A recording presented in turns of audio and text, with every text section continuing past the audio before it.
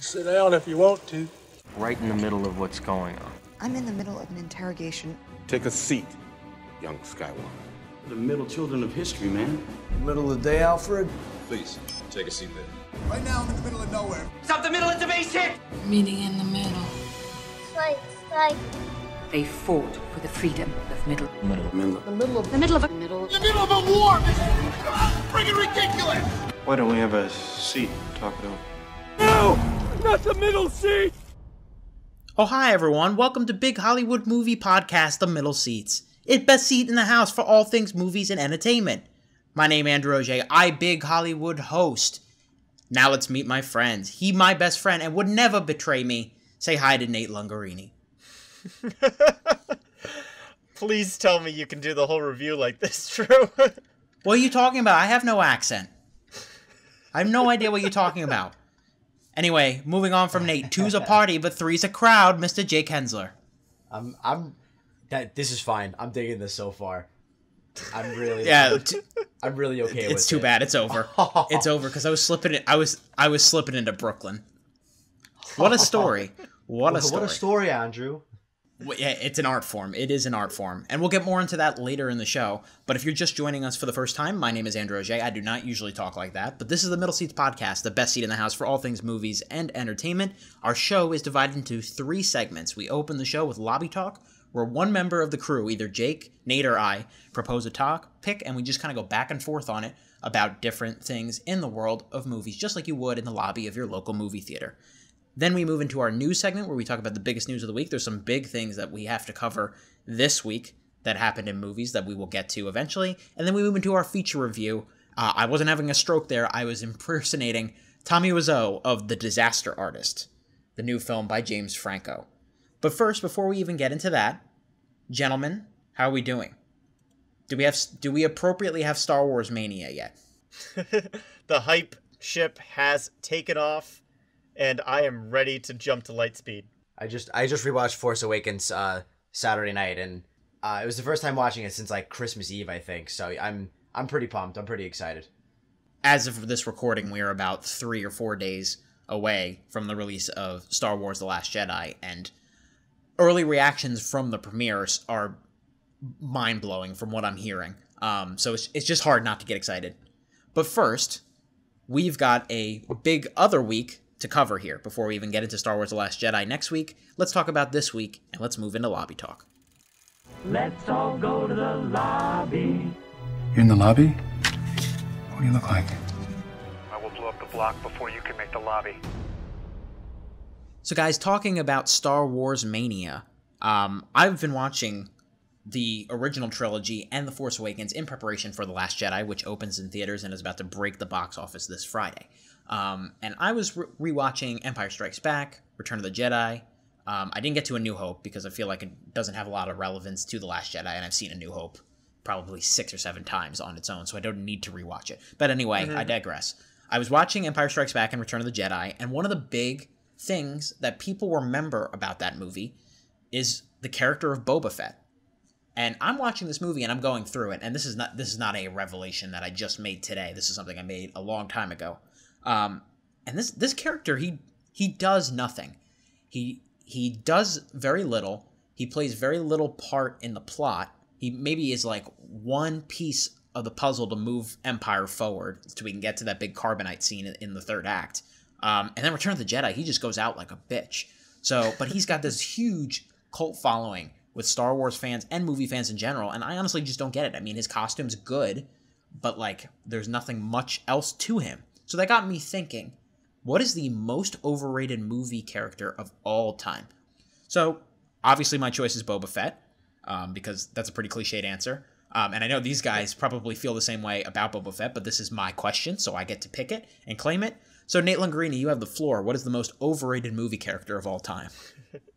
Well, just to tag along with Boba Fett here, if you didn't pick him, I absolutely would have. This is a character that has 6 lines in the original trilogy, and one of them is, ah! Like, he does not do much. He looks darn cool, but he does not do anything at all. So I wholeheartedly agree with that answer. He goes down with a girly scream, too. My pick, though, is kind of a complete U-turn from a dreaded intergalactic bounty hunter. I'm going to go with Snow White. Snow White is the classic Disney princess, and even decades later, we still have little girls running around in Snow White costumes for Halloween, going in Snow White get-ups at Disney World. She is still incredibly popular, but out of all the Disney princesses, she does the least. In her movie, all she does is sing, clean, and cook. Her biggest character arc is telling all the dwarves to wash up before supper. Holy sexist. It's really pathetic. Oh, it's bad. Sexist one. Completely outdated. But just the fact that she's still so relevant to little girls in childhoods today is kind of saddening for me. She's really overrated, but I'm happy to see that she's kind of on her way out with all these new princesses that are popping up the scene with Frozen, Moana, and whatnot. Oh, yeah. We were talking about Disney representation a couple weeks ago, and she is Disney sexism, 1930s sexism in general. I wouldn't just say pit it right on Disney, but 1930s sexism at its finest. You want to talk about lack of lines. She's the titular character, and I'm pretty sure that the majority of the characters in the film say more lines than her. I wouldn't be surprised. She does pretty much nothing, and the facial expressions they animate on her are just like they're mind-blowingly stoic. You know what I mean? It's not. Yeah. She's not an interesting character. I agree. Jake, what's your choice? I think you both have good choices. I was definitely thinking Boba Fett once you said overrated characters. Nate, fascinating. I never would have thought of that in a million years. But I don't disagree. It's interesting. Mine's not. I'm gonna cheat a little. Mine's not quite movie character. It's a little bit more. He's been in movies. He's more TV, I guess. But it's Ash Ketchum. There's like 55 Pokemon movies, isn't there? But he's more known for the TV series.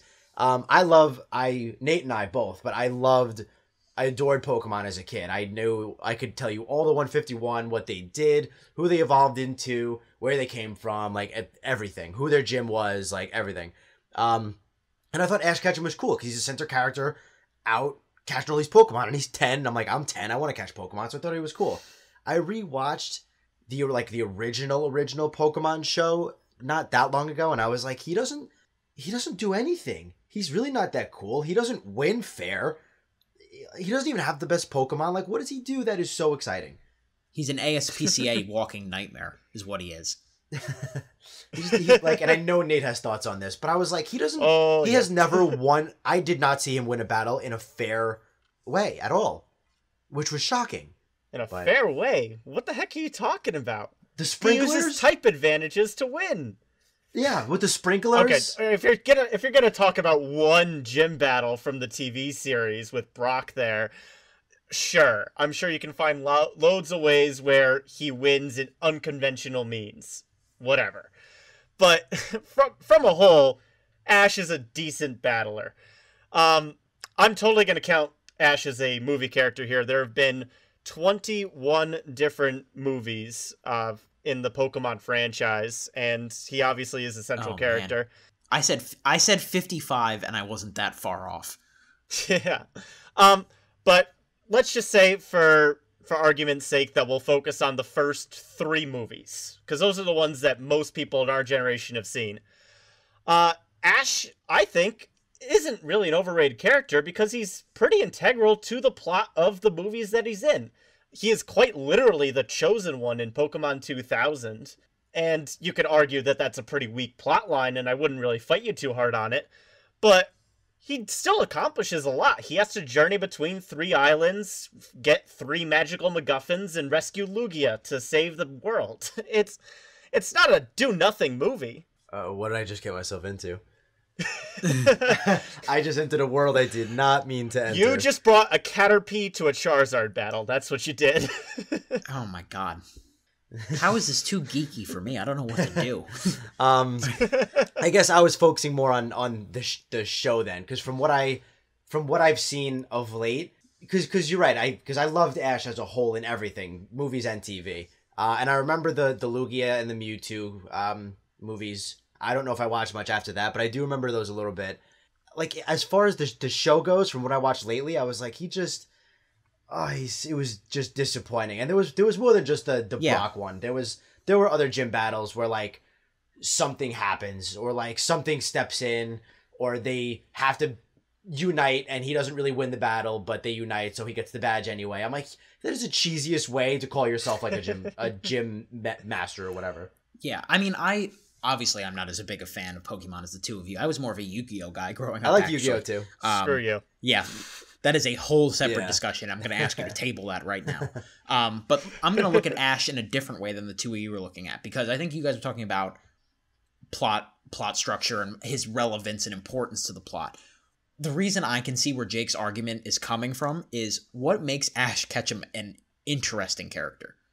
Like, what about him makes him a unique and special character that he is the one that we are following in this story? And I think that's what it comes down to here, is why I think the big wrap-up of all of this, of why these characters are overrated but they've struck a chord with popular culture, is they have some kind of tangible popularity with the masses for various reasons. Boba Fett, I'm 100% convinced it's his costume. It is a badassly designed costume. It's show don't tell, I think, for Boba Fett. You get the cool costume, but you don't get his backstory. But the fact that he like stands up to Vader in one of the 3 lines of dialogue he has in the movie, he's like, whoa, that's cool. That's true. And people only have those nice positive memories to go along with Boba Fett. There isn't enough material for him to get a negative I feel like sense. he needs a spin-off to get all the justice that he gets from fans. Because I'm with Andrew. When I rewatch them, I'm like, why is he so huge? He's not even in it that much. But if he gets a spin-off, they could definitely do him justice. So I think there are 2 separate camps in my head that I'm thinking of what makes an overrated character hit those popular culture marks. One is that they look cool. I'm going to throw a controversial one out here that I just thought of in my head.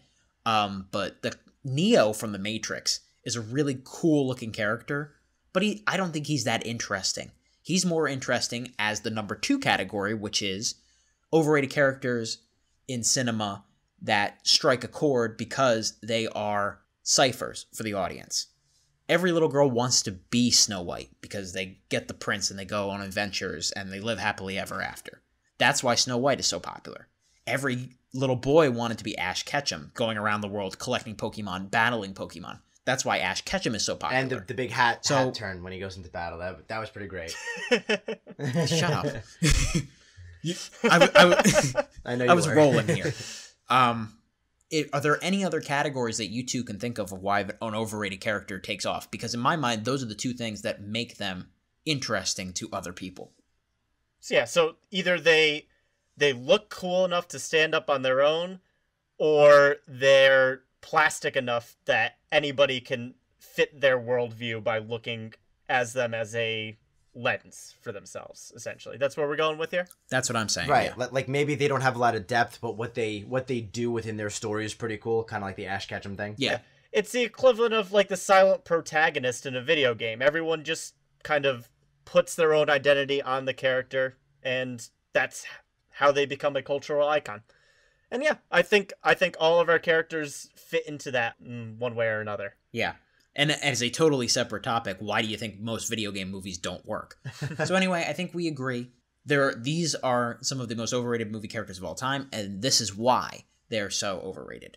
Speaking of movies with unique characters in it, let's transition into our news segment. And this just in, a Newsbreak special report. This is breaking news. I've just been handed an urgent and horrifying news story. So speaking of movies with unique characters, the nominations for the 75th annual Golden Globes were announced this morning being Monday morning at the time of our recording. We talked about kind of the politics of the Golden Globes a couple weeks ago, why they're a little bit iffy on certain things, and we'll get into some of the snubs in a second. But first, up front, we're going to only specifically focus on the nominations in movies here. We could do a whole other segment on the nominations in TV. I know Nate, Jake, and I's patterns in TV sometimes don't intersect, so that would be kind of pointless. Leading the nominations with 7 of them is Guillermo del Toro's The Shape of Water. It earned 7 nominations, like I said. It's a movie that none of us have been able to see yet because it hasn't reached wide release yet. It won't until Christmas time. 6 nominations apiece for Steven Spielberg's The Post, starring Tom Hanks and Meryl Streep. Again, does not go wide until January 12th, so none of us are going to be able to see it for a couple of weeks, most likely. And the 3 billboards outside Ebbing, Missouri also received 6 nominations. At least Jake and I have seen that. Nate, have you seen that one? Not yet. It's on my to-watch list, though. And we'll hold off on our thoughts here on that one specifically, just in case we review it in the future. Anyway, the nominations for Best Picture Drama went to Call Me By Your Name, Dunkirk, The Post, The Shape of Water, and 3 Billboards. And Best Picture Comedy, here's where we get a little bit of dicey here, folks. We've got The Disaster Artist, which we're reviewing later in the show. We'll tell you if we agree then. Get Out was one of the big topics that we talked about a couple weeks ago. It's classified as a comedy, and it's in here as a comedy. We've got The Greatest Showman. I should say it was a comedy and musical category, so The Greatest Showman, which is an upcoming musical starring Hugh Jackman. I, Tonya, the biopic starring Margot Robbie as one of the most infamous figure skaters of all time.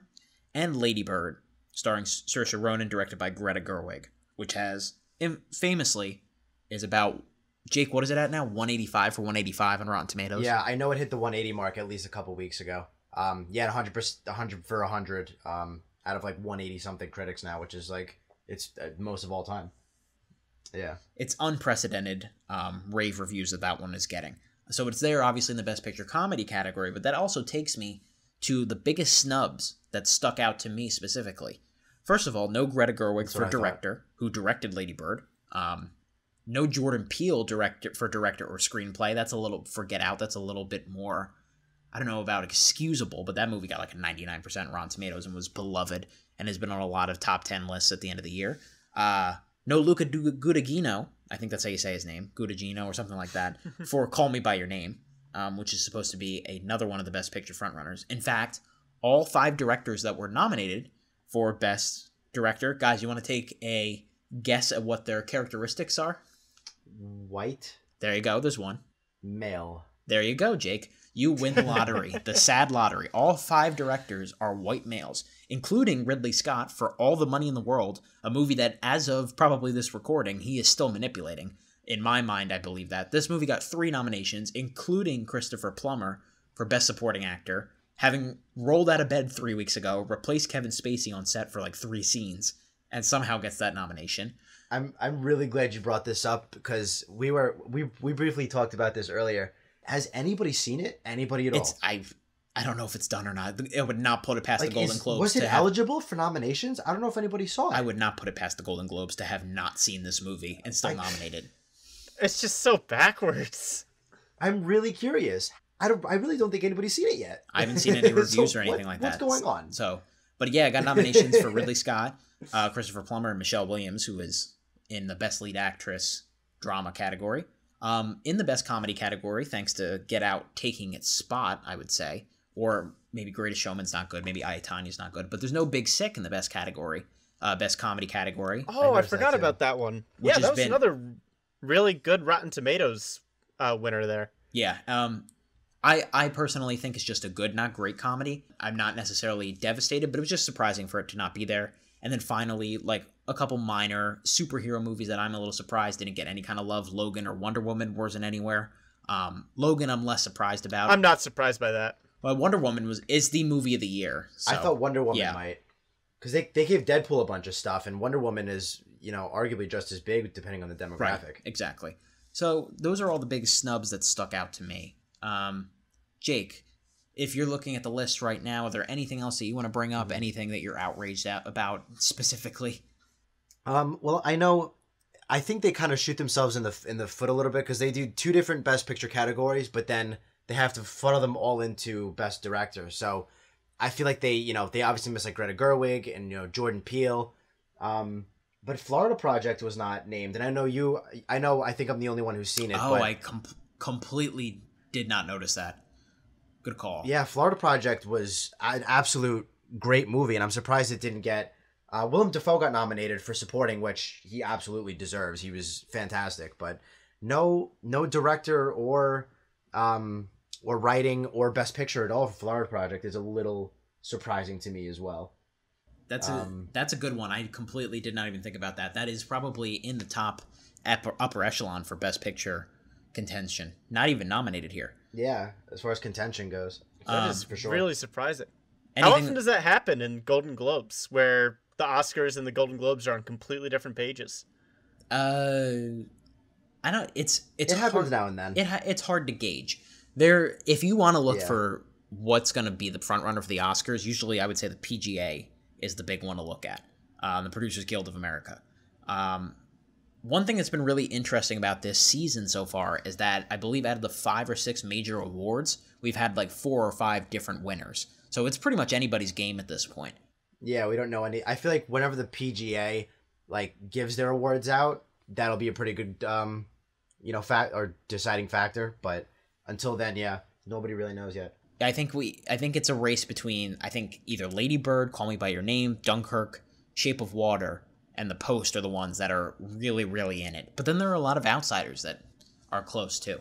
Anyway, Nate, anything that stands out to you? I think Jordan Peele not getting nominated for Get Out as Best Director is the only one that makes me a little upset. Just because the movie did so much better than anybody could have anticipated, and it was critically acclaimed to boot. Like, you could put Wonder Woman in the same boat. The director there obviously did great things for the superhero franchise, but I'd be a little bit harsher to Wonder Woman just because I thought that as a movie, Wonder Woman was a little bit more average. Get Out was freshly original in almost every single way. So to not get that Best Director thing and see names that we've already seen before, like, does Spielberg really need this again? We haven't seen The Post yet. We don't know. Yeah. Two things I want to bring up. One, Andrew, I'm surprised you didn't make a fit that Lego Batman missed out on animated feature. Oh, Boss Baby is there instead. I'm not even bothering, because I knew it would just get me too mad. Ferdinand is there as well, if we're going to get technical. I'm not trying to be mean to Ferdinand. I haven't seen it yet, but... Right, we haven't seen that yet. Yeah, okay. Nate, as far as Peele goes, I understand it's a very crowded director category, and personally, I think what I would have done is obviously I haven't seen Ridley Scott's movie, so I can't really comment on it, but I would have removed him, put Greta Gerwig in director, and put Peele in writing. Because the Globes don't always pick who deserves, they kind of just pick who they want to come hang out. Yeah. So if you want the most people there. Yeah. That writing category is pretty jam-packed, though, so that'd be kind of hard to do. I don't know. Yeah, he needed to get in there somehow, I think. It's really anybody's game in a lot of the acting categories. Jake, I haven't seen the movie, but I think the only slam dunk acting-wise we would say for this year is Willem Dafoe, I think, is on track to win Best Supporting Actor at this point. Yeah, he's not... I wouldn't say he's as good as J.K. Simmons in Whiplash, but it's a similar thing. Like, he's pretty much the clear front-runner out of anybody I've seen so far. Sam Rockwell is very good in 3 Billboards, but it sounds like it's Willem Dafoe's year. Mini confession to make. Nate, what's going on over there? I didn't see what he was nominated for, and the only thing I remember him being supporting actor in was Death Note, and I was completely bewildered as you guys were talking. As the demon Caillou. But as Florida Project, which I haven't seen, admittedly, that makes a lot more sense. Yeah, he's great in that. The fact that you considered that it possibly could have been Death Note is how much of a piece of shit the Golden Globes are. But anyway, we've done enough with this. The Golden Globes love Andrew's disdain for the Golden Globes. The Golden Globes air at the beginning of January. They're hosted by Seth Meyers. They're usually more fun to watch than the Oscars because all of the celebrities get fucking loaded on alcohol. So I'll be watching, but I'll be hate watching, specifically. Anyway, moving on to movies that are coming out in 2018. We got 2 big trailers this week. The first, for the sequel to Jurassic World, The Fallen Kingdom. Do these animals deserve the same protections given to other species? These creatures were here before us. And if we're not careful, they're going to be here after.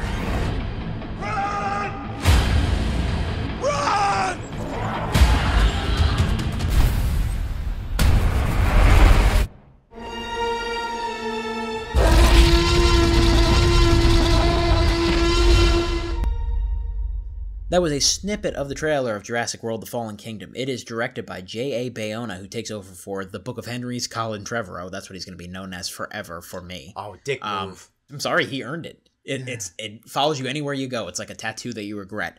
But anyway, J.A. Bayona, he's done a lot of mid-budget horror movies / dramas. He's responsible for The Orphanage, which is a really good Mexican horror movie. The Impossible, which is the disaster movie about the tsunami in 2004, and then last year's A Monster Call, which is kind of this fantasy drama per se. It's I forgot he did that. I really like that. Yeah, that's a pretty decent movie. The Impossible's pretty good too. But anyway, he's on a big franchise now. He takes over for Jurassic World: The Fallen Kingdom. It returns to the cast Chris Pratt, Bryce Dallas Howard, and B.D. Wong. Adds a few cast members, including Justice Smith from The Get Down, James Cromwell, and Toby Jones. And it is the return of Jeff Goldblum as Dr. Ian Malcolm for the first time since Jurassic Park: The Lost World. It is due out in theaters on June 22nd. So, Nate Lungarini, let's start with you. What did you think of this first initial trailer for Jurassic World: The Fallen Kingdom? Well, I was all right for the first half of this trailer. But the second half of the trailer is essentially just a scene from the movie. And we see this, we see him running from dinosaurs, and a big dinosaur comes out, and then the T-Rex eats that dinosaur, and then they all run into the water there. And I'm just seeing cliche after cliche. Like, you're spoiling for us the dinosaur eating the other dinosaur in the trailer, so there's no tensions for us watching that scene now in the actual movie. And to top it all off, the scene basically ends with the now cliche hero running into dust shot that we've seen in Batman vs. Superman, we've seen in The Mummy, Mission Impossible. Like, so Tom Cruise movies. Yeah, exactly. So here we are. Jurassic World was this mega hit for what's still kind of an average movie, and this one just looks like either more of the same if you're happy about it, or just kind of blech if you're not. Harsh words from Nate Lungarini. Jake and Hensler, do you echo those sentiments? I have a feeling I'm, again, oddly enough, going to be defending it a little bit, and not in the sense that I think it looked great, because I don't. But I agree with the second half of the trailer part that Nate was saying. It is, I noticed that, I think I've watched it twice now, but the second half of the trailer is just the volcano erupting scene and then running away from it. And I'm like, that's not a trailer. That's half a trailer and half a scene. What, just really weird choice. But my only, and I'm not saying it's going to happen. I obviously don't know. I didn't direct it. I'm not on the set. But the vibe that the trailer gives is that it's like, it's more of a intense thriller kind of movie. You know, like they go into this now uninhabited island except for dinosaurs, and these dinosaurs are like hunting them, almost like a Predator movie except with Jurassic World. And if they go in that direction, I think that could be cool. I think that would be a new, fresh version of this. But I want to make it clear I'm not hopeful. Wait, a new, fresh version? What was the original Jurassic Park then? They were literally running away from dinosaurs. Well, that was more about that's true, but that was more about the like amusement park shutting down. This is like rescuing them and going into uncharted territory. So you know what they're getting into, I guess? So it's 2 and 3 is what it is. I guess, but the feel of the trailer looks better than 2 and 3, obviously. Maybe not obviously, but it looks better than 2 and 3. So if they go into, you know, like the movie Predator and Alien or whatever else, if they do that, but for Jurassic World, it could go okay, I think. Okay, I mean, I see what you're saying. Because I know you're going to come in and rip it to shreds. Guys, this movie looks awful. Yeah, I see. I disagree with that, but I'm not hopeful. This movie looks really bad. From the onset, the first moment in the trailer already tells me that we are in for another 2 hours of Bryce Dallas Howard and Chris Pratt bickering and just going back and forth at each other. Because they're not a couple anymore, clearly. So this is all this movie. They're just going to go back and forth at each other. It's going to be banter, banter, banter. It's going to be Chris Pratt's character If they get back together at the end of the movie, I'm walking out of the theater. I'm not going to see credits. Yeah, it's just going to be rinse, wash, repeat from Jurassic World. So at that point, I'm already annoyed. The premise of this movie kind of delivers a huge plot hole to the original Jurassic World. Because why the fuck would they build an amusement park on an island with an active volcano? Why would they do that? That creates a huge disconnect in my mind. And that whole set piece in the trailer, the effects on the dust, and I know they've got several months to go and stuff, but this is your first impression with the audiences. This is how you reel them back in. You made over $1 billion, right? Correct? Yeah, Jake? they made like 1.6 worldwide. Over $1 billion. That's stupid money. Unfathomable how that happened, but This is your first impression to get people back in the seats for the sequel. And your CGI looks worse than the movie in 1993. Like, I don't know how the effects are regressing in this series like they are. It deflated me because I wasn't necessarily going in not hopeful. I thought Jurassic World was okay. And I was looking forward to what J.A. Bayona is going to do with it. But looking at this, not only does it look like we're going through the motions, but it looks like we're going backwards again. We're headed back towards Jurassic Park 3, which I hate, and towards The Lost World, which I don't like very much. So, yeah, color me not excited. They're going to have to win me back in a big way with that next trailer. Yeah, I mean, I'm not going to try and defend it because I wouldn't say I'm hopeful, but I don't think it looks awful. I just think it looks like hoping for the best, but not expecting it, I guess. I don't know. And poor Jeff Goldblum, because you know he's in this movie for like 10 minutes. Probably. Tops.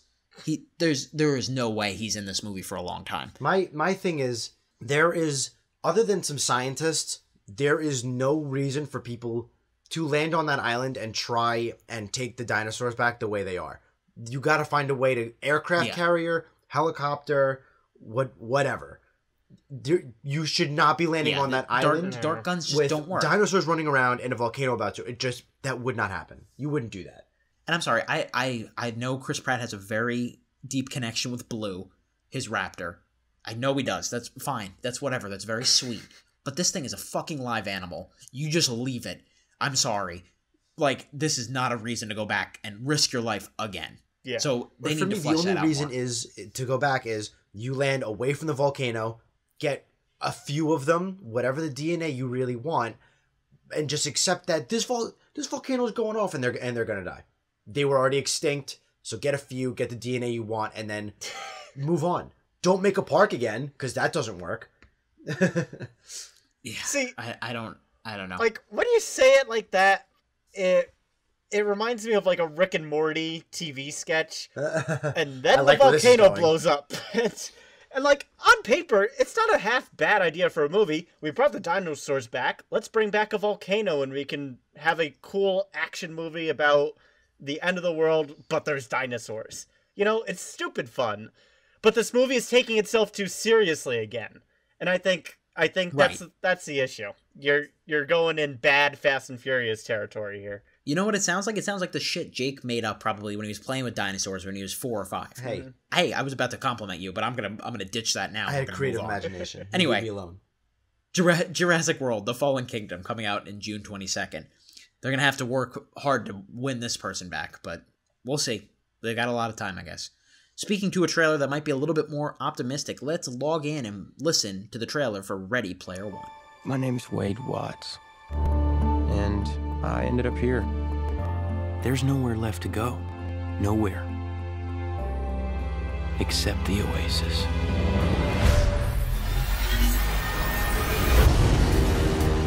A whole virtual universe. It's the only place that feels like I mean anything. First person to find the egg will inherit $500 billion and total control of the Oasis itself. Help us save the Oasis. Ready Player One is the latest action-adventure fantasy sci-fi film by Steven Spielberg, who of course needs a little introduction at this point. It is based off the best-selling novel by Ernest Cline. It takes place in a dystopian future. Many people escape to the Oasis, which is a virtual reality. There are very little limits to what you can do, what you can access. Pop culture references abound. Just some of the big ones we saw in this trailer. The DeLorean is there. Harley Quinn is there. The Iron Giant is there. Many, many more. I won't spoil anything else. I've read the novel. I really enjoy the novel. It's like this big pop culture phenomenon that really exists to be popular. But it is kind of interesting and hard to adapt, I think. The film stars Ty Sheridan, T.J. Miller, Olivia Cook, Ben Mendelsohn, Mark Rylance, Simon Pegg. A very eclectic cast, in my opinion. It's due out on March 30th. Now, guys, I know neither of you have probably read the Ready Player One book, although I'm just assuming. I could be wrong about that. Is that correct to assume? Have not read it. No, neither have I. Okay. So, Jake, going off of this trailer and the trailer that came out around Comic-Con time, are you excited for Ready Player One? I am. I think the first trailer got me amped. I wouldn't say the second trailer gets me amped, but it reinstates the curiosity and how awesome I think the concept is. I think the idea sounds absolutely awesome. I love the idea of getting all these characters together. Like the trailers show Freddy Krueger and Iron Giant. I think that is super cool. I think this kind of not apocalyptic world, but future dystopian world, which is all kind of messed up and overcrowded. That's interesting. Visually, I think it looks awesome. I mean, and what can't Spielberg do? I think Honest Trailer said it. Even his mediocre movies get 10 nominations, like with Bridge of Spies. Spielberg attached to something that looks this cool, I'm very excited. I think it looks really good. Nate, I know you're of a little bit of a different mind. Yeah, I wouldn't really call myself negative, but I got similar vibes to how the Jurassic Park trailer was structured here, where I really liked the first half, and then the second half kind of wore on me a little bit. But this one for different reasons. I'm not a huge fan of the whole dystopian future subgenre of movies that started a couple years ago. Like, I'm not a huge fan of the Hunger Games movies, and count me out on the Maze Runners or anything like that. And this movie reminded me a lot about what I hate about those types of movies. This trailer mentions the Oasis at least like 8 different times, and obviously it's an important place in the book, and I'm assuming the movie as well. But it's just like the way they say it, they treat it like this big thing, and that's just not how people talk, you know? And it just doesn't sound natural. It sounds kind of cringy to me to hear people talking all this made up lingo to try to fit this world. I don't know. That might be nitpicking, but it's one of those things that just ticks me off. And then seeing another teen lead who's unsure of his place in the world and ends up going on this adventure with rebels to try to take back the dystopian world that they live in. It just feels like stories I've seen before. So I'm hoping the fact that the Iron Giant and Overwatch characters are in this movie is enough to completely subvert those when the movie comes out, because I am looking forward to seeing all these really cool sci-fi elements to this movie. But I'm just hoping the core principle isn't the same dystopian future movie that I've seen a million times before. I can say if they're going to go off the book, it's not. There's more to it than that. The book is really creative in the ways that, yes, there are similarities to other stories, absolutely. It's the whole thing is derivative of everything, and that's the nature of the book. It's all pop culture references, basically. But they use those pop culture references in a really smart and a really clever way. You're talking about the clunky dialogue. If they adapt it in the way that the book is, and again, that's another big if, I think the trailer looks pretty good. I think it looks interesting and fun, for sure. The book is one of my favorite books that I've read in the last 5-10 years, and I always thought it would be impossible to adapt. But the dialogue in the book is very much how we talk to each other, because these are kids that are online, and it's kind of like, you know how you have your headset on. I guess you too. Have either of you played Xbox or anything? Yeah. It's a lot of the dialogue where like you're talking to each other over there, because it's kind of like this big video game environment, kind of. But they're all working towards this big goal, and a lot of them have these desolate lives. And it's a really clever conceit based around some familiar objects. And Nate, I see where your skepticism is, especially just from this trailer. But I can assure you that it is a entertaining ride if they go along with what the book has. So I'm excited, absolutely. Steven Spielberg is a very, very good choice for this book. And he's been working on it probably since 2014, I want to say. So let's hope it pays off. Yeah, I was surprised to see so many modern references in there. Like, Spielberg is not necessarily like an out of touch guy, but he's old, and he's like 70-something now. And there was Mortal Kombat in here. There was Overwatch. That game just came out 2 years ago now. So right. Whoever is on his team clearly knows the common nerd culture of today, and including that stuff with Back to the Future and the Iron Giant, which again, just seeing him on screen again gives me jitters. That's exciting. those are two movies that have a lot to thank Spielberg for sure. Mm-hmm. So it's kind of cool seeing him pay it back to them. Yeah, for sure. Yeah, I mean, Jake, any final thoughts on the trailer? The first trailer got me super amped, and then who better to direct in time? I mean, Spielberg is just, you know, not a whole lot of new final thoughts, I guess. It'd be a lot of repeating, but I'm excited. I think it looks really cool. story-wise and visually, and you just slap Spielberg's name on it, and, you know, holy hell. Right, Jake, that gave me a good segue, though. Speaking of one of the best directors of all time, that'll move us out of our news segment and into Tommy Wiseau's and James Franco's The Disaster Artist. Los Angeles, everybody want to be star. You have to be the best. You and me, we both have this dream. Yeah, I guess we do. Wish we could just make our own movie. That's a great idea. So there's this guy, Johnny, a true American hero, to be played by me. I did not hit her. I did not. Oh, hi, Mark. But it doesn't work if you're looking at the camera. Why don't we just shoot in the real alleyway? Because it's a real Hollywood movie. You are tearing me apart, Lisa! Hi, doggy. That was a piece of the trailer of The Disaster Artist. It was directed by James Franco and is based off of the 2013 book of the same name by Greg Sestero. Dave Franco plays Greg Sestero in The Disaster Artist. He's a really shy, really nice teen, just wants to be an actor, but he is too kind of within his own head about it. He's kind of very shy when he gets up on the stage, and he's very quiet. He meets this confident, quirky, really strange man named Tommy Wiseau, who was played by James Franco himself. And Wiseau is a strange guy. No one knows how old he is. No one knows where he's from. Most importantly, no one knows where he got this bottomless pit of money from. But he's this big, ambitious personality, and he really attracts himself to Greg immediately. The two form a friendship, and they have that money that allows them to travel and move to LA from San Francisco and make The Room, which is generally considered one of the best, worst movies of all time.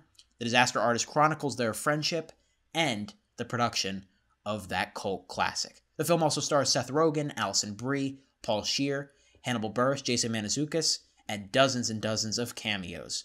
Now guys, this is a movie that's been on our radar for a long time. We're all three of us are big lovers of The Room, although some of us just saw it for the first time recently. And since he's seen it for the first time recently, he's going to go first here.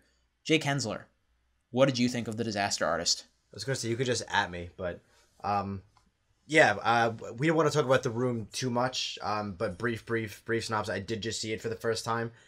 It is something else, and I'm really glad that they chose this project. You know, Rogen, Franco, and everybody else. It was really good. It was really enjoyable, and it brings a lot of light to, you know, obviously what happened behind the scenes, because it's what it's about. But so yeah, it really brings to light how Greg and Tommy Wiseau become friends, and then their struggles in the business. But you really get to know these characters, and one of the things it does really well, at least with James Franco's character Tommy, is that you learn, you know, about him a little bit, and you discover how quirky he really is and what went on behind the scenes and his directing and everything. But you learn to feel for him. You kind of care for him. You hate him at some points. He makes you laugh at some points. Like, you get an array of emotions from this as his performance, you know, as Tommy Wiseau. But it got a little flack on on Franco's vision for it as far as directing goes. But I thought it was pretty well directed as well. I think his vision for it and his choices and how he goes about it, I think a lot of it works and sticks really well. You know, I thoroughly enjoyed it. Nate, what'd you think? All right. Again, not to go into too much detail about my thoughts of the original The Room, but I like to think that out of the three of us, I'm kind of the bad movie connoisseur. So I had high expectations going into this. Depends what you mean by that, but go on. And this movie could have gone in a lot of different directions. You could have just had a celebratory movie about the unbridled genius of Tommy Wiseau. Or you could have had a 2-hour roast of Tommy and just how bad The Room really is. And I'm really glad that they went in the most sincere direction possible, where they just treat Tommy Wiseau as a very strange but still human person. And like Jake said, there are moments where you really feel for him, but there's also times where his strangeness is outright horrible to other characters in the movie. And you get an actual arc and real emotions from these very strange, outlandish characters. James Franco kills it. I think he does a great job here. But I also really enjoyed his brother as Greg. I thought that was a really interesting part of the movie. So all in all, The Disaster Artist, it really does stick to the quote-unquote lore of The Room. It takes some embellishments, but that's to be expected of a drama that needs to tell a story. But it does so in a very nice, sincere way that shows just a man with a dream who wants to make a movie. Somebody asked me the other day when we were talking about preliminarily what my thoughts on the movie were. And I'm going to be very interested to hear what you guys have to say about this. But do you have to have seen The Room to like this movie? Very quickly, what do you guys think on that? I think seeing The Room is pretty important, but not vital. You might enjoy it, but you have no chance of loving it if you haven't seen The Room, just because at the end of the day, it is kind of like a fan service project. It really wants to just pay tribute to The Room. Yeah, I think you can see this without having seen The Room. I think it would help, or I think you might appreciate it more, because The Room it's so weird, and it is fascinating to see how it got made. So it would help if you had seen it. But I think you can enjoy The Disaster Artist on your own. You'll get to know these odd and quirky characters. You'll get to feel for them, and you'll learn their story. So even apart from The Room, it's still a good and interesting movie on its own. Right, and I tend to agree with both of you there. Both of you kind of said this. This movie could have just been making fun of the making of The Room and still been an entertaining thing. Maybe a less interesting thing, but closer to like a knockoff of like This Is Spinal Tap or something like that in a documentary kind of style, a parody style. I can see that having worked, especially with this crew, because the Rogen crew and the Apatow crew have earned the right to go in weird directions with some of their filmography in the past. Like, they're coming off a Sausage Party, for Christ's sake. One of the weirdest comedies of the last 5-10 years. So I'm glad that they're pushing themselves and trying surreal things. However, this movie's 10 times more interesting, just like you guys were saying, because of how sincere it is. It has a big, big heart at its center, and it is just as sympathetic as it is biting of what The Room is. Most importantly, it is hilarious. It is really funny. It very much accurately portrays the ridiculousness of Tommy Wiseau and this whole situation. Doesn't give you any kind of answers or anything like that. However, it is also this beautiful, really touching love letter to dreams and to ambitions and goals, just like any other drama or musical or anything has been like. This movie has some very strange similarities with La La Land, specifically, that I've been thinking of recently. That's the one over the last 12 months. The sister movie that this one will always be compared to is Ed Wood by Tim Burton, which is about the other probably worst director of all time, Ed Wood, who made these terrible sci-fi films in the 50s and 60s. And if you guys like this, I really recommend that you check out Ed Wood as well. But at the core of The Disaster Artist is this strange friendship and support system between Tommy and Greg. It's very touching how these two outcasts bring out the best in each other. And casting his brother as Greg was a really brilliant move that I didn't think of going into it. But you really feel the chemistry between the two of them and kind of the big brother, little brother relationship they have. Dave Franco is really good, but obviously James is the showstopper here. His Tommy impression is off the charts. And that really comes to light when you see scenes from The Room back to back. Go ahead, Nate. Did you guys see the post-credit scene? Oh, yeah, of course. Like, wait. Okay. Is there one all the way at the end, you saying? There's one after all the credits where he talks to the original Tommy Wiseau. No, I didn't see that. I didn't see that. I saw the side. Everyone's been missing it. You got it. So for those of you listening in, make sure you stay after all the credits have rolled, and you can see just how spot on James Franco is, because there is a small conversation between him and the real Tommy Wiseau. And you can barely tell them apart because the speaking patterns are so similar. It's brilliant. Yeah, stuff like that. There are times where it threatens to become just an impression. And I mean, again, in a certain movie, just an impression would be okay. But then you get to see, like you were saying, you get to see the dimensions of Tommy, the good and the bad. The character's kind of an asshole. He's kind of a dick. But I don't think he's the kind of guy that's aware that he's the dick. He's just so lonely and desperate for attention. And Franco plays him at this kind of weird alien toddler. And that was just an angle that I think was the best possible angle to take with it. This is a movie just made up of really good decisions creatively. I agree wholeheartedly. There's a couple pivotal scenes in the movie where Tommy's character acts really, really rash or incredibly off-putting to Greg. And without spoiling it, because it's a pretty pivotal scene, but he essentially forces Greg to make this decision. And the audience, instead of laughing, like audibly let out a gasp, like they couldn't believe it. And it really added a lot of depth to this relationship, because it wasn't all happy hunky-dory. They aren't best friends for the entire movie. There is a falling out that is both believable and really sincere and interesting to watch. It's not something you expect going in to see a movie about a really bad movie. And this movie really does a great job portraying that interesting relationship. Yeah. And you got to give credit to the real Tommy Wiseau and the real Greg. You got to give credit to them because they clearly were part of the production going into this. And for as vain and as egotistic as Tommy Wiseau probably is in real life, for him to let James Franco play him in this way, as human as he is and kind of dickish at points, it's bold, it's good. It's just really good, and it makes for a better movie. And it's honest. You really, because if he decided to take out or tell Franco, I'm not okay with you showing the dickish parts, I guess we're calling it now. If he wasn't okay with him showing that, it wouldn't be as interesting. It would just be a weird, quirky guy trying to make a movie that doesn't work. Right. But we got to know him better. We got to see what he was like more. We delved into the relationship of him and Greg. We got to know them both pretty well, and it makes it so much more interesting.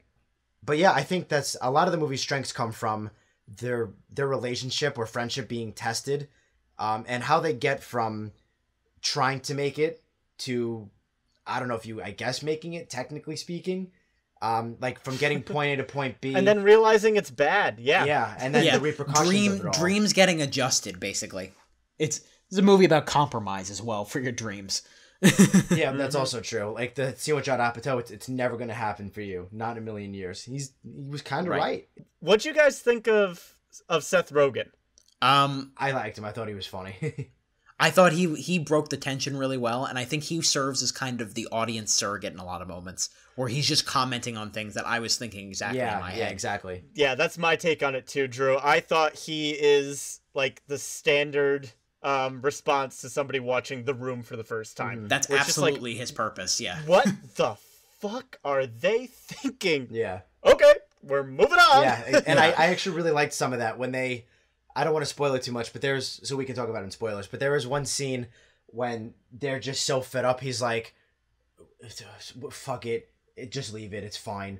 And then that's how it happened. That's how the scene went about. Like, it just, interesting, but that's, I could really see that, I could really see the situation going down that way. They're just so fed up at the end of production, just, sure, whatever.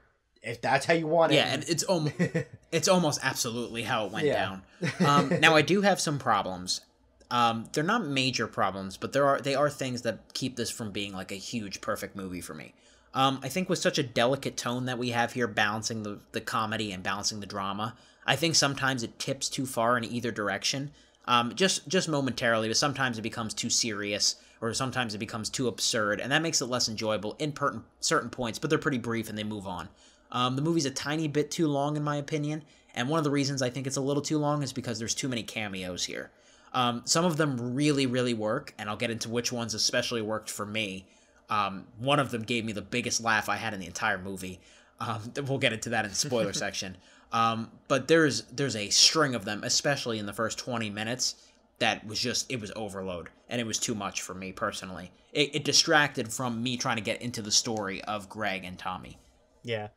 I think I would have, if I was in the editing floor for this one, I would have taken out 10 minutes of the intro of them, like, moving to LA, in, like, little bits and pieces, and added a little bit more of the production, and definitely added more toward the the finale of the movie.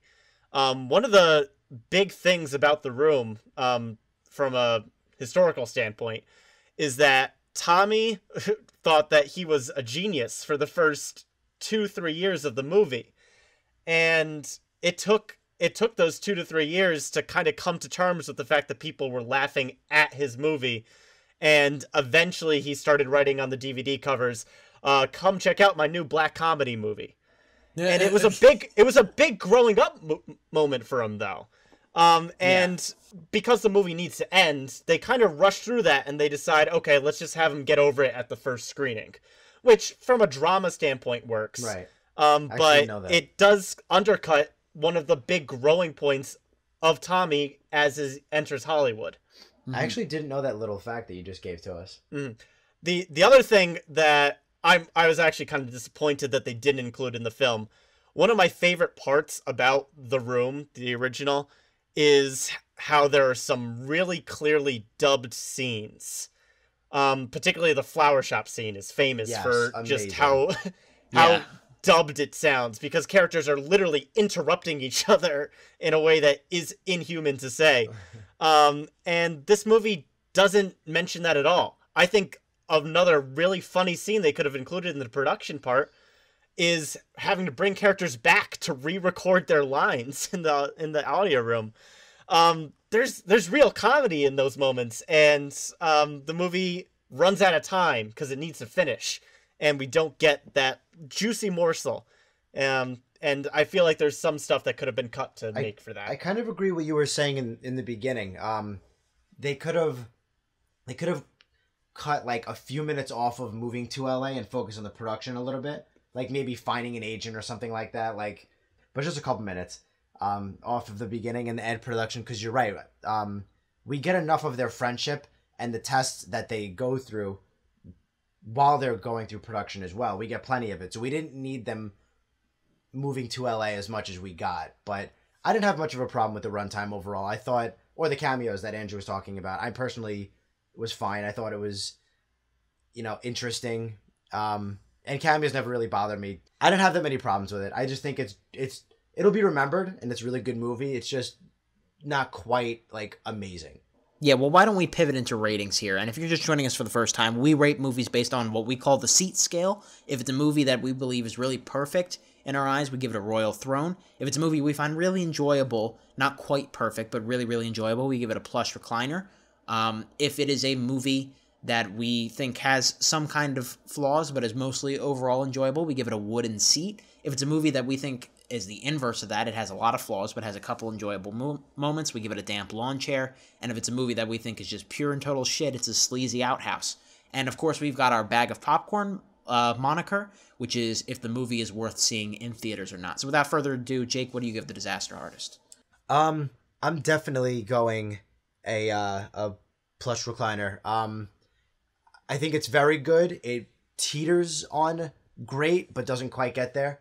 And I think the bag of popcorn kind of depends. If you go in with people that have seen The Room, or if you go in with a good audience, it'll definitely elevate it, but you don't need to see it in theaters. So maybe like a small bag of popcorn or something like that. Nate, what do you think? Well, I'm going to give this movie a high mark. It took me a second. Yeah, it took me a second too. Good stuff. Nice. It's like, what the fuck is he talking about? This is a plush recliner for me. I definitely enjoyed this movie. I am a big fan of The Room, and I really do think that helps. If I hadn't seen The Room, this would probably be a wooden seat for me. But all the subtle jokes and just seeing some of the more ridiculous parts of the movie play out on screen with this new cast is really, really fun, and it's an experience. I don't think I'd give this one the bag of popcorn per se, but I would recommend seeing with people. This isn't something you should see by yourself. You should see it either with friends as like a movie night, or in a crowded theater. I think those are both fun things, because audience is reacting to the funny scenes, especially in the first half of the movie, where we're introduced to James Franco's rendition of Tommy, is really, really funny. Yeah. And it's made better surrounded by people who love The Room too. How many people were in your screening, roughly? I actually got to see it twice. The first time was a little smaller, and the second time was pretty full theater. And both times were enjoyable, and a lot of people were laughing at the same moments. Right. And I know, Jake, you had a smaller crowd. Yeah, I was one of 10, maybe 15 people tops. It was pretty small. Yeah. See, I was sold out. It was completely packed in there. I think there were only a couple seats available in the front row, and everybody was having a blast. You could tell there were a lot of fans in the room in that theater. So I will say, I'm going to give the movie a plush recliner as well.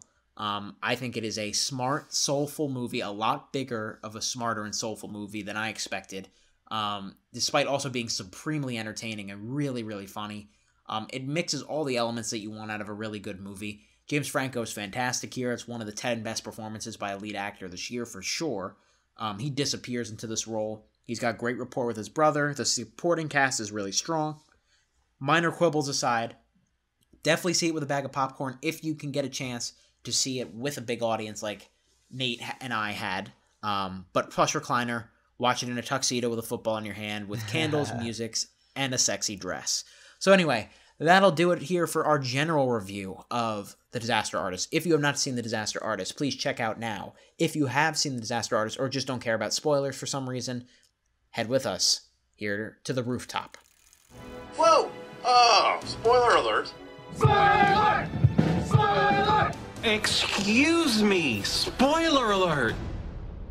So guys, I was complaining a little bit about the cameos, but I would say the biggest laugh I got from the cameos and of the movie in general was Zac Efron as the "Where's my fucking money" guy. That as Chris scene, R. Yes, Chris R. He was glorious. I saw this with my girlfriend, and she was trying to figure out who Denny was, and she was whispering me in the theater, and I'm like, yeah, that's all cool, but do you see who's playing Chris R? And she did a double take, and it was priceless seeing the reaction on her face, because I already knew it was coming as my second time watching it. He's hilarious. He's so funny. He blows it off over the top, just like the real Chris R in the room. Blow me away. And I love Tommy's reaction, where when Tommy Wiseau was like, "Wow, he's a monster," you've gone too far. That was one I didn't realize Zac Efron quite at first either. It took me a second, but that Zac Efron made me laugh quite a bit. He was great. Even afterward in the audience, he was very funny. And a lot of the audience reactions were funny when they had the first screening. But I want to, for me, there's a couple moments where Seth Rogen kills me. One is in the trailer when they're trying to get the "I did not" oh high mark, and the one part where he messes up the line and he goes, "I hit her," and he goes, "No!" I think his no. Why would you say that? His no delivery. I don't know what it is, but the way he says no kills me. That one's in the trailer. But the other one where he goes, "Ha ha ha, what a story, Mark," and they're trying to tell him like this is not something you would laugh at. It's not funny because the story is about domestic abuse. Yeah, like, you would not laugh at it. And Tommy chalks it up to the story that you wrote. Yeah, it's not a funny story. And Tommy just talks it up to human behavior, and they after 3 tries, Tommy doesn't listen. Paul Scheer and Seth Rogen talk to each other, and like he's not gonna listen to you, and like, fuck it, whatever, it's fine, we'll just leave it. Whatever happens, happens. I don't care. And it was just so funny. Just like Seth Rogen's reactions and stuff. There's a couple of times where he goes like, "Dude, you wrote it. You can just rewrite the script if you want," and he's just not listening to him at all. Just some of the small touches that are just too specific to be not true. Like Tommy firing the whole crew just to recreate the football scenes in San Francisco, or him not paying for the air conditioning just to be stubborn, or my second biggest laugh of the movie was pulling up the limo at the premiere, seeing that there were not enough people there, driving around the block, everyone's seeing him anyway, and then him blaming it on traffic. And then him coming back and saying that's traffic. Oh my God. Blaming it on traffic. That was my second biggest laugh. We just saw you, dude. Yeah, that was great. On the serious side, I really want to talk about the shaving scene where Greg decides to keep doing The Room instead of doing Malcolm in the Middle with Bryan Cranston. That was a shocker moment for both me and the audience watching, both times I saw it. Because it really develops that relationship. It is a kind of a heart-wrenching kind of gut punch scene, because you want Greg to be successful, and he's clearly picking the wrong choice for his career, but he's doing it to help somebody who's supported him. It's kind of hard. It's him being this petulant child, too. It's just, that's all Tommy's doing. He's being petty. There's no reason. He is control of the whole thing. And this production has gone way over time and way over budget at this point. It's just him being petty. And it's really impressive that the movie comes back around to it. By the premiere, when you see everybody laughing at the movie, I still felt bad for him. And that's a big testament to James Franco. Mm-hmm. But on the same token, so that is a big character moment for Greg, Dave Franco. But it's also a pivotal moment for, Tommy, James Franco as well, because he's forcing Greg to make this decision. He's not going to give him it was only like 2 days that he needed. He's not going to give him those 2 days, not going to give him the time. He's making him choose. So not only do you feel for Greg and you see their friendship go through this, I don't know about you guys, I was mad at Tommy. I was like, you're putting him through so much hell, and you call this guy your best friend, but you're not going to give him these 2 days for his career to take off? You understand his struggle. You're in the same boat. You're not going to give this to him?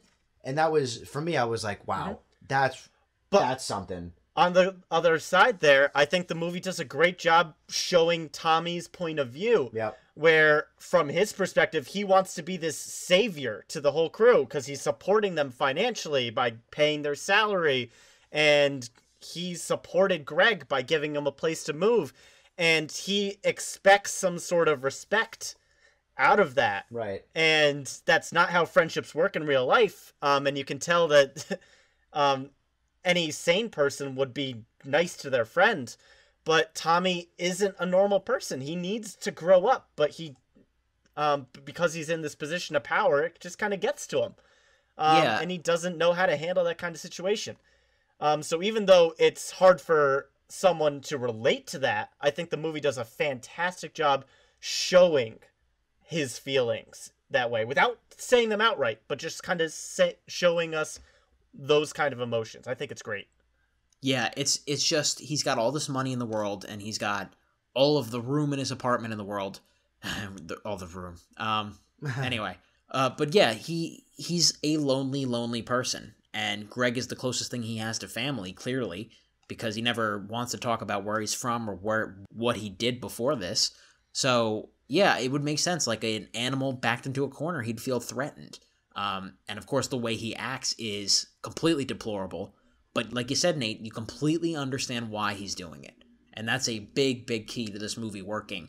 Before we get into final thoughts here, I want to talk about maybe a couple of the other cameos that happen in the film. As you mentioned earlier, Jake, Judd Apatow, he has his one scene where he just gets to be angry and yell at him. I call it the Eminem from Funny People moment. It happens in pretty much a bunch of comedy movies where these people come out and they just start yelling their famous face. So that was amusing. Besides Zac Efron, the big cameo that I thought was really funny was Josh Hutcherson as Denny, because he really fits the look of the character of Denny, and just how creepy he looks, like this 27-year-old kid that Tommy Wiseau just never really wrote an age for. Yeah, he's like the same age as Greg, maybe older. Yeah, and the movie completely directly addresses that. And I first of all, going off that point really fast, I really love how Tommy keeps trying to pass himself off as a teenager. It kind of addresses, but not really, the ethics of Tommy hanging out with... How old was Greg at this point? Was he 18, 19? Yeah. And Tommy is in his probably 40s, 50s in this movie. It's a little strange. They don't go into it too much. But yet we're introduced to Greg playing with little kids at the start of the movie, so... That's true. The standard's there. But anyway, let's move in here into final thoughts here. I think we've exhausted as much as we can talk about The Disaster Artist. Nate Lungarini, final thoughts. Yeah. Overall, I'd heartily recommend this movie to someone who just wants to see a very entertaining piece about the making of a really horrible, fantastic movie. That said, if you are a fan of The Room, or if you're interested in seeing The Room after hearing the hype behind this movie, definitely check out Disaster Artist. I think it's worth your time. For me personally, I wanted them to go into a little bit more detail of the making of The Room, specifically the dubbing, and kind of explaining how some of the more ridiculous performances in The Room were made by actors who were just kind of fed up with an over-budget, overdue film. But James Franco kills it as Tommy. His brother is pretty good, in my opinion, but the older brother totally steals the show here in a really fun, unique performance. Definitely check out The Disaster Artist. Jake, final thoughts. I think Dave Franco was a little bit better than Nate was just giving him credit for. I think Dave Franco was very good. I was surprised that, because he's good in his comedic roles, but he flexes his chops a little bit more here, and you get to really feel for him and Greg as a character. But on the same front, yeah, James Franco steals the show as Tommy. His impression is uncanny. It's really, really impressive. Its comedic moments are there. Its serious moments are there. Its emotional moments are there. It's overall really, really good. Even if you haven't seen The Room, I think you can enjoy this. But if you have seen The Room and you know anything about it, you should definitely see this at some point. It's really good, and I think it'll be a movie that'll be remembered. It'll be paired with The Room. Anybody who's seen that and seen this will, really appreciate the story come full circle. Right, and I don't have anything really much to add, so I'm just going to sum it up real fast. It's a must-watch if you've seen The Room. It is still a pretty good movie if you haven't seen The Room. Entertaining, funny, thoughtful, really good relationships at its core, really good performances across the board. This movie does pretty much everything right that it can, and despite some nitpicks, I really, really enjoyed it. It's probably not quite in my top 10 for this year, but it's certainly in the top 25, and I certainly recommend it to anybody that is even morbidly curious about the best, worst movie ever made. And this may have been the best, worst episode of The Middle Seat, so we are going to say goodbye, not hi, goodbye, as we get here into the last little hurdle of The Middle Seats. But before we do, Nate Lungarini, where can they find us on the internet? All right, so here's how you can get in touch with us. Please like, comment, and subscribe to our YouTube channel, The Middle Seats. We're also on Facebook and Twitter, both at The Middle Seats. And our email for any questions, comments, or suggestions for the show is themiddleseatshow@gmail.com. Anything you can do to help the channel grow is greatly appreciated.